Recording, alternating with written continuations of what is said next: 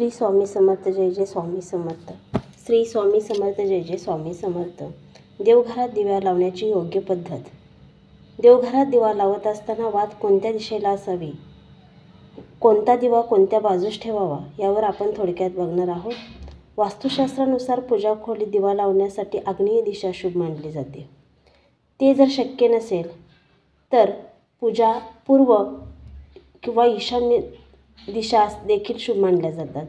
देवी देवतांच्या समोर तूप आणि तेलाचे दोन्ही दिवे लावले जातात. शास्त्रानुसार देवतेच्या उजव्या हाताला तुपाचा दिवा आणि डाव्या हाताला तेलाचा दिवा लावावा. प्रवेशद्वाराजवळ दिवे लावण्याने घरात समृद्धी, आरोग्य आणि सकारात्मकतेचा प्रभाव होतो. नकारात्मक ऊर्जेपासून बचाव करण्यासाठी तुम्ही तुमचे दिवे आग्नेय दिशेला तोंड करून ठेवावेत.